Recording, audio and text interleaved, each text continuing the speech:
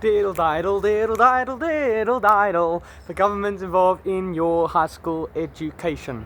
If you live in South Africa and I'm a student here, then I want to tell you that the government is involving itself in your education. Now, many people believe that with private schools, they are complete separate entities to the government. But you know what's so interesting? Umalazi is the entire governing board throughout the government, and they are actually controlling the entire syllabus, which is actually controlling what your children learn in school. Now, obviously with public schools, yes, that's heavily subsidized by the government, and they control the syllabus, the maths department, English department, science department, and all of it. But when it comes to private schools, that's what most people don't know, and that's why the government's involved in high school education. When I was younger and I went to an IEB school, I definitely felt the slight involvement. Now, what's interesting is that every year, or every decade we can rather say, the passing grade decreases. So let's say in 1990 the passing grade was 50%. You had to get 50% minimum for the syllabus. Now, if you look at a lot of these science questions, English questions, math questions, it's the same syllabus. Algebra has always been taught in school. Calculus has always been taught in school. So the same content is being tested, but the pass grade every single decade decreases. So as I said, 1990 was 50% pass rate, but now it's actually 30%. This is in 2025, 30% pass rate, which means what value does a high school matric certificate? I was speaking to a guy who's a big e-commerce seller within South Africa, very, very wealthy, and he said that he had some employees who had high school certificates, and he said at the e-commerce platform that he was working, let's call it Amazon, in order to work there, to be on a call center, to be working at the call center, you don't need to just have a matric. Having a matric is worthless. You need to have a degree, any kind of degree, a BCom, something in accounting, actuarial, but you have to have a degree in order to work in a normal call center job. And only people on the factory floor, people scanning in the items, packaging it, putting on barcodes and that, are allowed to have a high school certificate. So that shows that high school is no longer as valuable as people once thought. I just finished a lesson right now and I felt that it's a waste of my time. We were doing accounting.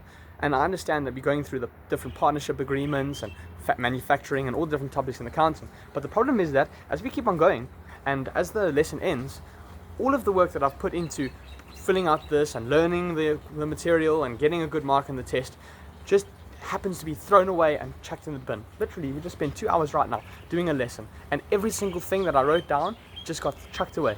Maybe it didn't get thrown in the bin, but one day it's going to just get burnt and incinerated. So even the simple work of doing well in school and passing the test and doing all these exercises just gets thrown away or pasted in a book and forgotten. So that means that from grade 1 all the way to grade 12. Now, before I say this, I want to preface it by saying there are certain scholastic skills which are incredibly useful. For example, learning how to read, how to write, how to explain, or how to convey one's own ideas. But then it gets to a point where, well, maybe there's government involvement, which is the purpose of this video. Let's take a look at history. In history, we learn about China. So, for example, we might have a bias within the South African syllabus towards China. We may leave out information in terms of the benefit that the US had by giving loans to all these different countries to create a capitalist environment. We might borrow that information and forget about it, and then we might say, oh, look at China, China's amazing with production, or look at under this one dynasty, then there was more birth rate or whatever. So we basically are picking and choosing, cherry picking information, as the government will do, to create that bias within society and push their own narratives. History is famed as being a subject where it teaches critical thought, but actually what they're doing is they're controlling the different information that all the children in school have access to, which could also create biases. There's a concept and a very big debate when it comes to China. Is it the CCP or the CCCP? That's one simple example that they could install a bias within the school syllabus, and then that changes the way that the children think. I want to give you a perfect example when it comes to IEB. I'm in IEB and I studied with IEB. And in English, they had an advertising section. They also had a comprehension. Now that comprehension has text. And that text might talk about things that are politically motivated. It might talk about things that are culturally relevant, trying to push certain ideals. It might talk about certain days that we celebrate in South Africa, such as Heritage Day, or well-known heroes like Nelson Mandela. But it won't talk about other people that maybe don't fit the narrative. Maybe it will talk about Israel, for an example. It will talk about Miss Universe. So oftentimes these comprehensions can be politically motivated, and if they aren't, then the life orientation section is politically motivated. And as I said, the same thing with history is that impacts the biases that people have. Also, when it comes to the advertisements that they place inside those IEB English papers, Who's to say that this isn't an advert for McDonald's, or isn't? Although it often isn't, it could be a way to advertise a certain school. So Hoërskool, Laerskool, whatever, and Hoërskool XYZ. That could create major advertising. It might be an ad for Adidas, and that Adidas ad is going to actually generate lots and lots of sales. So are there any inside deals? Are there any companies who are trying to put their adverts inside English papers? Are there any people involved in the government, or any narratives they're trying to push through the school system? And that's a really big problem, is this whole psychological phenomenon that people aren't able to see the truth because they are living in a small box, a small paradigm that they've had for their entire lives. Just to link it to economics for 1 second, there's a concept called price inflation, but there's also a concept where there's a delay within the populace. So let's say we start printing loads and loads of money, it inflates the currency.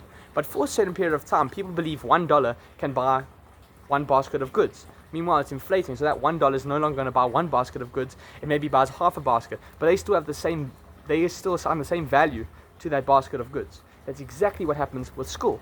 People's mental paradigms aren't updating in real time. They aren't updating constantly. So what happens is people place a certain amount of value on that high school certificate, but as the passing grade goes from 50 to 40 to 30, as it moves away from a bachelor pass to just a normal commons pass, then it devalues it. But people don't update in real time, and those who cannot update are the ones who get left behind, which is why we need to understand the value, well, not even the value, but the true value of the high school system, and maybe some counter narratives that people don't often talk about. For example, how that man who runs an e-commerce business said that you can't even work in the call center unless you have a certificate. Now, there was a very famous leaked video or leaked audio file of Fauci. Now, Fauci was big in saying during COVID you need to wear your mask and that. And the purpose of that, or the overall message, was that if you can make it hard for people to get access to universities, get access to food, get access to their jobs, then it's easy to manipulate them to then wear the mask and comply with you, get vaccinated in that case.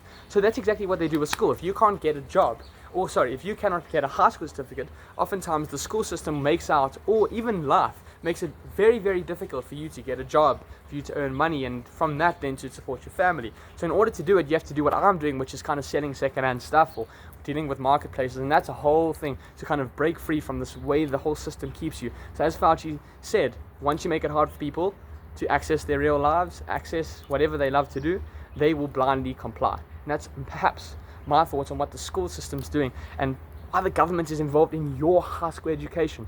If you're living in South Africa, get through, because maybe you aren't in my position where you can sell secondhand stuff or try and make a little bit of cash on the side to at least eat. So maybe you need to do one in school so you can get that job, so you can work, and so that you can have your pension fund stolen. I don't know about that, but at the end of the day, it's also important to have a counter narrative. If you disagree with me, I want to hear why. Comment down below. I need to hear why.